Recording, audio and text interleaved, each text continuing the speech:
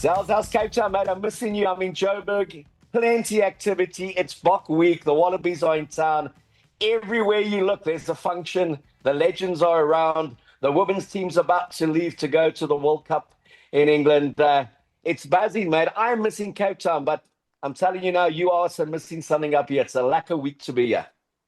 Mate, it's great to hear good news from up north, mate. We're definitely missing you here in Cape Town. But you say Boks by 10, mate, Cape Town by 10. It's a great city. We've got good weather you're missing down here. And like we spoke about before, this is a seminal moment in the history of the Keo Zels show. It's the first time we've taken that cord and separated ourselves. It's north-south. It's not a rivalry. It's a love affair. I'm in Johannesburg, and I was reminded, Mike Sharman from Retroviral, my mate, picked me up at the cow train, took me for a great lunch, and introduced me to two iconic former Kes, that's Ken Edwards School, iconic members of that school and the rugby teams. One of them, Mike Fontonda, played in the Joe van Niekerk era, and the other one's son, Sam, and Brewer captained Kes this year, and his dad's name is Greg Brewer, and there is no truth to the rumor that Mike Sharman started that he ever played for Kes first 15. But he says he is the creative genius behind anything that goes into the African, sub-Saharan international market because he is a Kes old boy. They spoke about the derby, Jeppe against Kes, 39-31 to Jeppe. It was the 100th time those two schools had met.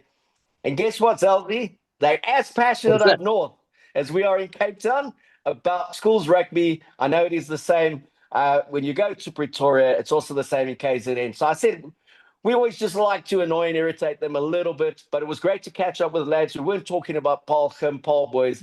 They were talking Kes, Jeppe, and they asked me if I knew that Brian Abana also went to Kes. I said, I think he has mentioned it a few times. Mate, I can't believe you've been there for 5 minutes and they are already converting you into a schoolboy fan of the Joburg Gauteng area. I'm surprised. Mate, it was so easy, yeah? One castle beer, a cuddle, and I was in. But it's been a great week. I mean, so much is happening outside of the test match. Like I said, the women Boks are on their way. So I kind of managed to catch up with Swace the Brain, Dave Vessels. I was on the plane with him yesterday morning. Caught up with some of the players. The URC, EPCR, Prem, they're all in town for their big workshops. All the clubs are here, representatives. And I saw Rudolf Stroide for the first time in 22 years this afternoon. I hadn't seen him from the time he announced the 2003 World Cup squad, and I left the High Performance Centre, never went back. The universe had somehow kept us apart. Today he was there. I looked up, I said hello, gave him a handshake and a hug, and he said, I see you still hanging out in hotel foyers. So not much had changed there. But yeah, just wonderful activity. There was such a great send-off for the women Boks. FMB, the big sponsor behind them, they've plowed a lot of investment into the women's game. And there's just this buzz. I was listening to Swace talk at the launch. I was watching a couple of interviews he did. I mean, they've got the right guy in charge there as well. That guy loves that team. He's improved them so much. He gives credit to all the coaches, to support staff, to the players. But he did say one very interesting thing. He was asked what differentiates, or if there is, and the transition from coaching a men's team. He was the coach of the Lions. He was with the Springboks as well with Rassie in the early days, and then coaching a women's nationals team. And he said it's the noise. He said the woman can sing. He said, as he says to them, the girls can sing. They've got other careers that they could go to. They're great singers. He said he was used to silence in a bus. The men didn't talk. It was all silence, and then they would have a good performance and they'd be joyous. He says because men have to perform and then they're happy. He says women are happy and that's why they perform. So it's a great send-off for them. And they start against Brazil next Friday. They play Italy and France. And quarterfinals, they are ranked 12th in the world, but huge improvement. They beat that Black Ferns 15. They're competitive against Canada. Huge improvement for them. And we'll be obviously keeping an eye on them, cheering them on the Keo platform here. I know you guys at SA Rugby Magazine as well. But great to see our women's game on the move. Great to see our youth on the move. You're in Cape Town, but you've been following that under-18 international competition out in Paarl, Durbanville. Talk me through it. Yeah, mate, nobody can live with us. We've got the best junior structures in the world. We celebrate our schoolboy rugby, and it manifests in the junior national teams that we've got. The under-18s doing great things. Obviously, the junior Boks are world champions. So the future is so bright. Not only are the Boks double world champions, but the juniors coming through are doing the business at the lower tiers. And then also we spoke about getting the structures right at national level. Kevin Foote, Dave Wessels, also being involved with the under-18 coaches, getting that narrative going. It's always been, is selection right, is selection not right? But when you pick an SA under-18 side and you pick an SA under-18A side, and you know the one wallops Ireland and the other one loses in the last moment of the match, you have got your selections right. There is definitely the A side, and there's definitely the elite side that's there. They play against England on the weekend. That's their finale. They should pump them. And then we win it all, man. Absolutely. Absolutely. I mean, that's what we do here, isn't it? Preferably by just 1 point. I'm reminded of that column you wrote a couple of years back, just before there was talk about going into the Investec Champions Cup and Challenge Cup. And you said, be warned, Europe, we want it all. We want it all. Exactly. But yeah, mate, so we're going to get into talking about the big week, obviously the Wallabies, the Springboks. But just before that, I got word a couple of minutes ago. I spoke to you, Darby Snanon, the original Darby Snanon, Western Province winning coach, 5 successive Currie Cup wins in the 80s, 10 tests for the Boks between 72 and 77. He passed away earlier today, leukemia apparently, 76 years old. Condolences to the family, rest in peace. His nephew, you know him well, Darby Snanon, assistant coach, back specialist at the Stormers. So if you do see him, please give him our condolences. But yeah, a big tree has fallen in Cape Town today when it comes to rugby. Yeah, absolutely, mate. Obviously, at the helm of that championship-winning Western Province team that won 5 Currie Cup titles. Had a fabulous career with the Springboks. I'm not sure whether you mentioned it now again, but in '76, a key player for the Boks in that series against the All Blacks, and then very successful as a coach. So, like you say, a big tree has fallen. Yeah, great college, Marty's Province Springboks. I mean, that's usually how they used to go, okay? One of Doc Craven's favorite sons. You know, you and I don't believe in coincidences. We believe in numbers. We believe in symbolisms. He's 76 years old. His greatest year was 76. He inspired the Boks to a 3-1 series win in South Africa against the All Blacks. And instrumental, wonderful performance when Western Province beat the All Blacks 12-11 at Newlands. Robbie Blair's last moment touchline conversion to seal the victory. And then in 1971, he was picked for the first time for the Springboks to go to Australia. And it was one of those tours, 13 matches they played. He didn't play a test. They won all 13, but it was the start of South Africa's sporting isolation. Australia was on red alert. 7 of the Wallabies refused to play against the Springboks. They had toured here 3 years earlier, were appalled at what they had seen. There were protests everywhere. The state of Queensland went into a state of emergency for a month. And back then still called the Springbok Cricketers Tour of Australia the next year was called off. So 76 being his number, where it all ended. 71, where it all started for him. And the start of the Rugby Championship is Australia, but it's in South Africa. So the stars in many ways aligned there for a great, great rugby man. Yeah, mate. And you said there's 7 Wallabies that refused to play the Boks. And the last 4 matches, it's been 23 Wallabies who just haven't been up for it to play the Boks. And I think we might have another one of those this weekend. Yeah, I mean, it's just they've announced the team. We've been waiting patiently for confirmation that James O'Connor at 35 was going to play against the Springboks in South Africa. He hasn't played for the best part of 3 years. There was talk that he could make himself available for the All Blacks or the Springboks, given he qualified for all 3 countries through family heritage. Great to see him back. He played for the Crusaders, very instrumental in their league. Got the last 2 minutes in the final, but he finally got a Super Rugby gold medal winner. He didn't play in the Lions series. He was drafted in as cover. The only specialist 10, and some would say he's not even a specialist 10, in that match 23 where they've gone 6-2 split. Talk me through the Wallaby squad, bud. Yes, mate. So let's go with the grizzled veteran James Slipper at loose head, the less renowned Billy Pollard at hooker, Taniela Tupou, the big rig at tight head prop, showed some power against the British and Irish Lions during that series. Two locks, Will Skelton, highly touted, a mega man. And then Nick Frost, I think, is quite underrated. I like the loose trio, Tom Hooper at blindside flanker, Fraser McWright at open side, and Harry Wilson captains the team from number 8. And then you've got the most punchable Australian scrum half since George Greig and Nick White's come out of retirement, mate, to have another go at the Boks. He'll start at scrum half inside James O'Connor. The back three is Dylan Pitch, Max Jorgensen, and Tom Wright, my personal favourite. And the centre's unchanged, mate. Len Ikitau at inside and Big Joe at 13. And then, like you say, the bench is 6'2", some lesser-known blokes there. Langy Gleeson, I think, will add some value, that loose forward off the bench. And then Tate McDermott with the worst hair in international rugby. I like Tate McDermott as a Great halfback. player. Good player, good Queensland stock. It's a nice 23. It's a decent 15. I don't know if they've got the right guy at 10. I don't know if they've actually got a 10 at the moment to bring those players into play. I mean, it's a guy that emotionally and mentally has been there. James O'Connor was 18 years and 9 days when he played for Australia for the first time. He was 17 when he made his Super Rugby debut for the Force, and his opponent, when his first run on start in his third match, was against Nonu. So this kid has got it. I mean, he was Australia's Frans Steyn. His career's taken many a pass. He went to Europe, to France. He went to London Irish, back to Australia, to New Zealand. I think it's just wonderful that he is involved. But I look at that side, and I look at the Boks setup, and I just think the bench again is going to be the biggest differentiator.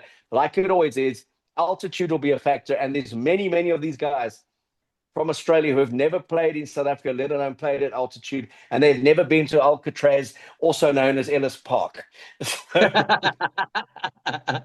Mate, I think that bus ride there is going to be an eye-opening experience for them, and I think that's probably why James O'Connor is such a good pick. He has proven time and time again, on and off the field, he really just doesn't care, and nothing is going to shake him. So I expect a great performance from him. We can't call him a kid anymore, mate. He's 35, halfway to 70. But what a fabulous talent, great playmaker. For me, I think he adds massive value to the Wallabies, even if he is probably past his prime. And then I 100% agree with you, that bench. I expect the first 30 minutes to be relatively close and for the Wallabies to fire a few shots and to make the game interesting. But once the two benches come on, I think the variance in quality between the two benches is going to be telling in the last 30. I agree with everything you said about James O'Connor and the maturity that he's shown. And I really think just having that year with the Crusaders, Crusader side that had come back from not qualifying, and his value showed. I've seen a lot of interviews he's done on podcasts. He can still have a laugh at himself. The maturity's there, but he's a guy who's lived, and that's what I love. He's lived his rugby career, but he's lived life throughout it as well. So some would say, oh, he should have played 145 tests. He may have done that and then thought, what was that all about? I mean, he's got worldly experience, and great to have him in Johannesburg. It's great to have the Wallabies in Johannesburg and in South Africa. And I'm so pleased they've come off the back of a win against the British and Irish Lions. We've said this for the last week, and that they were competitive in the second and third test matches against what people were touting as one of the great British and Irish Lions teams, because there can be nothing then negatively said about the Boks when we pump them.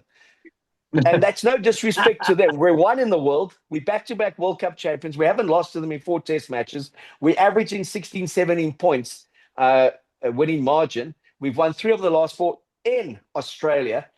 And the crazy thing is, nearly every second person that I bump into says to me, you think we can take them? You guys are confident we can go to Eden Park and beat the All Blacks, where we haven't won since 1937, and you're worried about a team ranked 6th in the world coming to Ellis Park and beating the most talented and strongest in terms of squad depth Springbok squad ever assembled in the modern era. Come on, guys. Exactly, man. It's a bit like Cape Town to Joburg to tell you this. Maybe the message will get across, mate, now that you're closer. But it's a bit like Dory from Finding Nemo. It's very short-term recency bias with South African fans. You know, they see the Wallabies push the British and Irish Lions. It's the most recent thing to happen. And for whatever reason, that memory kind of sits with people, and they start to get a bit nervous because they remember 3 months ago they said the Wallabies were crap. As much as I make a joke of the Wallabies and as much as I love the Boks smashing them, we do need the Wallabies to bounce back, man. It makes rugby a better space. It makes beating the Wallabies more fun. I really do hope that they start to find their best rugby again and start challenging us, because that's when it's the most fun to play them and beat them. And a great rugby nation, obviously. The likes of Larkham, Gregan, Roth, and Owen Finnegan, a personal favourite. Just such a rich rugby tradition from there. It'd be great to have them back, mate. So when we beat them, it's even more rewarding. Yeah, I mean, I was watching some of the interviews Ratty's been putting out on social media and under the Springboks handle on X, and he spoke about the era that he played in, where the All Blacks were the best team in the world. But the Wallabies were also world champions in '99. They were a great team. And he spoke about the physical challenge of the All Blacks always, but the intellectual challenge of playing the Gregans, the Larkins, the Owen Finnegans, the Jeremy Pauls, the Ben Tunes, the Joe Roths. I mean, the Sterling Mortlocks. I mean, they Rod Kafer. Just how good of players they were. I remember you telling me from his days with the Cats when they lost 64-0 at the old Bruce Stadium in Canberra. And he said George Gregan at one stage near the end of the game, as he made his 400 tackle at his Rassie, tried to get up, and George Gregan just stuck his head into the ground. And I asked him, what did you say? And he said, well, when you're 64-0 down, he's got the right to put your head there, okay?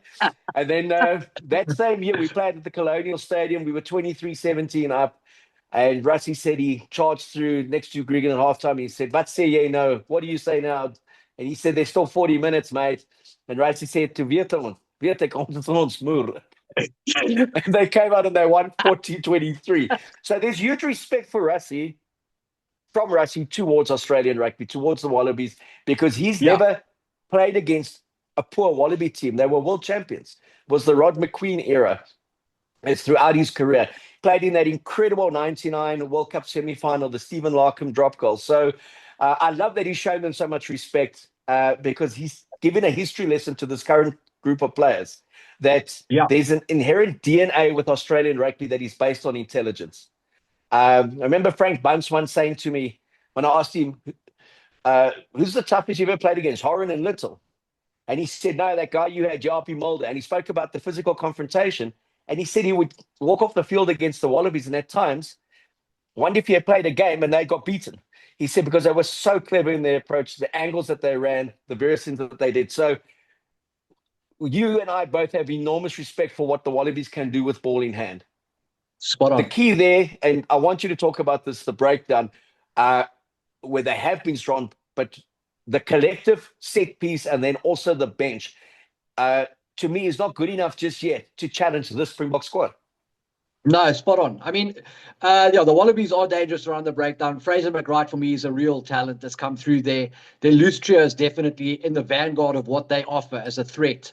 And I think Rassie's picked the box accordingly. You know, he thinks that Australia's strength is at the breakdown, and he's picked three Oaks in his match day squad who kind of play to the ball in the back row, and Kwagga on the bench, and you've got Siya and Eskom at open side. So Fraser McWright is going to find that he's not just battling one open side and potentially a hooker. The wide breakdown is going to be stocked with some of South Africa's more dense and lower to the ground loose forwards. And I think there's a good opportunity for South Africa to kind of nullify the Wallabies there. Not necessarily that they need it, but it certainly kind of takes away what you would think is probably their number one strength. And then when you look at the benches there's a bunch of guys that have the potential to be good players, but just don't have the experience and haven't thrown any of those big knockout punches in the test arena yet. And they're coming up against guys who've lifted the World Cup twice. So it's a massive challenge for those guys. It's also a massive opportunity. If you want to make a name for yourself, you knock out the defending champ, don't you? So I think that'll be the thing that motivates them. They just have to dig deep and remember that they're Australian, mate. Get back to being Australian and challenge us up front. And harden the you-know-what up. So, exactly, to quote Chopper Reed, if you look at the Wallaby squad, and you said the one way to make a statement is to beat the champion. The other way is to create history. They've never won at Ellis Park in the modern era. They've only won once in 11 matches throughout the entire time of playing at Ellis Park. They've got a 21% win record in South Africa through time. Yeah. They struggle in South Africa. It's the worst record they've got touring any country in the world. And their record here is the worst of any team that's played in South Africa more than 20 test matches. So they've got to do something really special to beat the Springboks. And I don't think they're capable of doing it. What's been very interesting, and we do the collab with Avant, and it is pronounced Avant, not Avante. So with Avant, a brandy, John Smith, very prominent with that. He's one of the founding members. There's 15 icons of the game, including George Gregan, that are part of that brand. They're doing some incredible stuff around the test matches. One of them is they predict the score. Smitty's predict the score. He says, doesn't matter which team wins, it's going to be close. It's going to be between 1 and 5 points. And the competition works like you buy a bottle of anything and you get to win. If he's wrong, you get to win. I'm right in saying that, eh? You get to win. Yeah, another one. If Smitty's right, they'll match your order. So if the winner wins by 1 to 5 points and you bought 2 bottles, you'll get 2 bottles on the house. Okay, so it's if Smitty is right, not if Smitty is wrong. Eh? Right. That's what I understand it. But look at our WhatsApp channel. Look at our social media things. The big thing is, if you do purchase anything, use the hashtag Keo Zels, because it's a great competition if you purchase a thing. We're flying 2 people down from Johannesburg, and I'll make sure it's from Johannesburg. No, or we'll drive them in from Brackenfell, okay, in Cape Town. Hotel accommodation, test match tickets for the 23rd of August, Wallabies against the Springboks at the DHL Stadium in Cape Town. And then there's going to be a great event, 10:30 till 12:30 at the Ferrari showroom in the waterfront. It's by invite only. And you and I, Zels, are going to have the pleasure of doing a 40-minute chat with George Gregan. 139 test matches he played for Australia, 140 matches. And I think he played something like, I've just got to double check that figure. I think he played something like 35 or 39 matches against the Springboks. So that should be great fun. So there's a reason to go and indulge, especially if you're a rugby fan and you enjoy having a bit of brandy. You can come to a great event and to a great test match. Talking of this test match, talking about our scores, the bookies have, 17.5 points. 18.5 points for Australia. Yeah, for South Africa. 18.5 points. If you do put a wager on it, I'm saying go Australia unders. I think they will cover that spread, but not by much, because I got the Boks to win by 15. Nice. I don't know what score you've got. I've got the Boks to win by 16, mate. 16. I've got 33-17 South Africa. I've got 35-20 South Africa. Beautiful. I'm being generous. I'm giving the Wallabies a late try, okay? But mate, listen, yeah, speaking about being generous, so Smitty's offer is generous, and I think regardless of which way the game goes, not regardless of which way, I'm saying the Boks are going to win. I cannot see Australia winning it, but if Australia lose this match by anything under 10 points, from the base that they're coming from, that is a minor victory, I would say, because for Australia to be anywhere close to the Springboks, world champions on the high faults, given their injury situation and their recent history, would be, like I say, a victory for the Wallabies. Certainly a step in the right direction. Which coach do you want to be in terms of preparation? Rassie, who's played 2 Italy tests, Georgia, and had a warm-up against the Barbarian side in the rain, or Joe Smith, who played against Fiji, took 79 minutes to win that game, and then 3 hard tests against the British and Irish Lions side. Which one is in the right place to start the Rugby Championship? Mate, let me tell you this. I'll be the coach of the team that's got a tight 5, and that's South Africa. They've got 5 of tight 5s. It doesn't really matter that South Africa's prep wasn't right up there. A good point that the Money Man made this morning on his episode, mate, was that the Boks train against each other. And so that is basically like warming up against the world champions. Yes, they haven't fired live ammo against tier 1 teams for a while, but they have been killing each other in training, and that has been the secret recipe to the Stormers' success a couple of seasons ago and to South Africa being hardy and ready to roll when it comes to the test arena. So I think there will be a bit of ring rust, but I don't think it'll last long. If you look at the Bok 23 that he's chosen, I'm expecting it to change to a 6-2 in the next 48 hours. I think Kane Mooney may be the poor guy who loses out for Snanon. Rassie has gone with a 5-3 split. He said he wanted to see what Australia would do. They went with a 6-2 split. So they saying big loss for them is Rob Valentini, but they saying physically we believe we can match you. We've done it before when you guys came out of COVID in the Gold Coast. They roughed them up a little bit. But I do think Will Skelton is not going to have the same kind of impact, an imposing impact, if he's trying to knock over Eben and the boys as he had with some of those British and Irish Lions. And also, if you take on a Springbok at Ellis Park, your one eye is also on the crowd to see if there's a sniper in this that's got more than Nachis, mate. Well, mate, first you've got to survive the trip to the stadium, and then when you get there, the two-time world champions are waiting for you. I think Will Skelton is a hell of a player. Australia could do with many more of him. Valentini is a big loss. Hooper's a good player, and I think Fraser McWright's going to punch above his weight. But I just don't think they have the firepower across the squad. You know, Will Skelton can only take so many punches himself. You need some backup, and unfortunately, he's kind of flying solo against the Boks. When you look at the 23 that he's put in, we've spoken about the breakdown. You haven't really mentioned the. I asked you earlier and you ignored me. So I know you love those Aussie loose forwards individually, but as a combination, Yes. what can the South African public expect a bit differently with Siya and Van Staden in a loose trio with obviously a big Peter Steph Toy? But the one area that everyone spoke about after each one of the Bok warm-up matches in the July internationals was, we were struggling at the breakdown. As if there was indecision. Rassie countered that at times by saying, you're talking about the attacking breakdown or the defending breakdown, to which some guys didn't really have an answer because they didn't quite understand what they were asking. But where did you see the issues at the breakdown? If you put your level 3 coaching hat on. Well, Minnie Becker, if you're out there, I apologize for what I'm about to say. No, so I think the breakdown is definitely downstream of the set piece. You control the set piece, you control what happens after that. And I think the Boks have got an advantage there. But the Boks are also very keen to play a wider game and to stretch their legs on attack and try and find their limits in that sort of facet of play. And that means moving the ball to the edges where generally you've got to look after a wide breakdown. And in South Africa's case, we're looking after the wide breakdown with backs who are known for their speed more than their power. I'm not talking about their courage. I'm just talking about the physics of having an 80-kilogram wing versus having a 95, 100-kilogram wing. And in those instances, you need the support of a loose forward to help you there. The more mobile your loose trio is, the more likely, the more frequently, and the quicker they are to probably get there in support of those wide breakdowns. They play in those wide breakdowns as well in terms of their carries. And so I think that's where the opportunity is. I think a guy like Kubus Wisa is definitely a better bet for sort of one-pass direct rugby. But if you're going to be going left to right, east to west, coast to coast, the more mobile your loose trio is, the more you can support that game. And that's where the continuity comes. And I think Australia's best chance of scoring against South Africa is going to be from transitions when there are errors.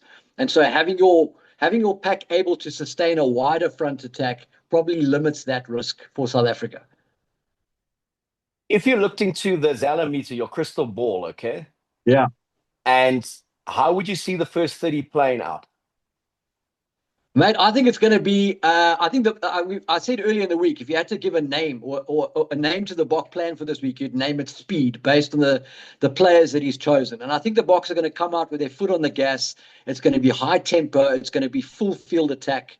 And I think it's going to be exciting to watch, but it's also going to redline the Boks in terms of what kind of game can they sustain. And if the Wallabies sniff out those opportunities to kind of catch the Boks with the light ruck and force a turnover, the game is going to be a shootout. So it's going to be that race between trying to be faster than the Wallabies to put them under pressure, but also not too fast that you can't look after your ruck integrity and look after the ball. And I think that first 30 minutes is going to be finding the equilibrium in that tension.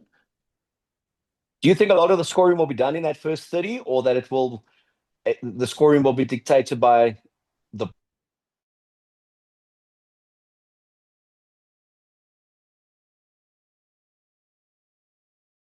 Australia's scoring is going to be upfront. I think South Africa's scoring is going to be closer to the talent. So I expect that game to open up in the last 20, 30 minutes. Talking of the altitude factor, we saw that with the Bulls during the URC Basic Champions Cup. Teams seem to get stronger against the Bulls, not weaker at altitude. And we wondered, just had they not managed their game properly, that they went out and basically shot their load in the first hour and then had to hang on and cut off for the last 20. The Boks played Mm. at Loftus, and we saw a very similar thing when you thought we were going to blow them away in the second half with Italy. Italy came back the stronger, finished the stronger, could have had another try. And that Springbok performance in that last 30, they looked very disoriented. They looked like a big heavyweight who had taken a few blows. It looked like when Anthony Joshua got hit for the first time, he's on the ropes, looking back to his corner like, what's going on? Then we saw a very strong finish in Nelspruit against Georgia, but then the quality of the opposition wasn't quite the same. Yes. This altitude factor, could you see the Boks huffing and puffing in the last 20 as well? Yeah, look, I think the final 20 minutes, the end of a game at the Highveld is challenging to any team. But I think we've spoken about this before. The Boks are leaning into that wider attack, higher tempo, full 15 player game, full 23 player game. And obviously, the more of those that you have, the more of those involvements that you have, high speed involvements, the more taxing it is from a conditioning perspective. So I wonder what the conditioning block is for the Boks between the end of the domestic season and the start of the international. There may be a catch-up period. That's the first thing. And the second thing is when you make mistakes and have to clean up, that scramble is a high heart rate acceleration to clean up a mess. So I think it is more taxing on the guys in terms of their legs. I think there's more chance the guys are going to be out on their feet. I think that if the Boks played one pass rugby, it'd be less entertaining. But I think it would kind of put less of a press on their conditioning levels. If you look at the Boks 23 that he's chosen, Andre the Giant, we are willing him to have a big one, eh? Big one, mate. We want the Giant to go big. Because we know Deolandi is the number one choice. He's always going to be if he's fit. But there's been a lot of talk. Do you play a Damian Willems at 12? Is Ethan Hooker's best position 12, 13 on the wing? But you want Andre the Giant to kind of show that Harlequins form, the Sharks form that he showed earlier this season in a Boks jersey. Well, that's the thing, mate, is that the queue is getting longer, and some of the guys who are longer in the tooth are going to be under more and more pressure. And Andre is not a spring chicken by any means. The reason we're happy to have him there this week is because he's experienced. But the race for that 12 jersey is going to heat up, mate, because aside from De Allender and obviously my guy, Damian Willems, you've got Ethan Hooker coming through. Sasha can always play 12. Andre could potentially play 12. Lorenzo Julius could even be in that kind of a conversation. So there are lots of options coming through. And as much as Andre is a part of the furniture there at the Boks, I think he needs a good one to kind of cement his place and confirm again, listen, this is a guy who adds real value to the team. And I think he'll be hungry for it. And Bongi, he needs to remind us why he's won back-to-back World Cups. Outstanding player. Wasn't at his best during the URC and the Investec Champions Cup. But a great, great player. Coming off the bench, providing that kind of experience and that bulk, eh? Yeah, look, at his best, Bongi for me is one of the best hookers in the world. He's got to prove that age is just a number. It may have been a conditioning thing, him getting back to his peak form. You never really know until you've looked at those numbers. But quality player, and I'm sure he'll be itching to remind people what he brings. Anything else you feel you want to see, anything that makes you in any way anxious as so many people I've kind of bumped into? What gives you a sense of wonderful euphoria when it comes to Springboks against the Wallabies at Ellis Park? No, mate, I'm very much looking forward to this game. There's something about playing the Wallabies that's just great, mate. Maybe it's just the memory of the great Wallabies of yesteryear and how tight those games were. But they don't have the cattle to challenge us in terms of the final results. They'll be looking to do some damage control and grow in confidence. Aside from the raging threat of the mighty Tom Wright from the back, mate, I don't think the Boks have got too much to worry about. I'm very much looking forward to see Joe finally click into rugby union mode, hoping he can bend his knees in the tackle this week, mate, because some of those tackles started to creep up a bit, and I'm worried about him spending time in the bin. But they've got some fabulous young players coming through there, and it'll be great to see them start firing, mate. Yeah, I had about a beer earlier, just a quick one with Percy Montgomery. Monty, he's in town. 7 of the Test Centurions had a function last night. They were honoured for what they've done for Springbok Rugby. And his last Test match was at Ellis Park against the Wallabies. And he took the last two conversions ceremonially, popped them over, and they won 53-8. Robbie Deans was still the coach, and he picked a couple of leaguers in his backhand that day to make a point that they didn't know how to defend in rugby union. And which James Johnson picked a lot always of scored points 4 from tries. nearly in front as well. Yeah. So he said that was a good memory. I don't see it being a blow up like that. I do see the points total being 50 plus in the game. So if you're going to have a punt on that, but to reiterate, 35-20 for me is the kind of scoreline I see. It's going to be a tough test match.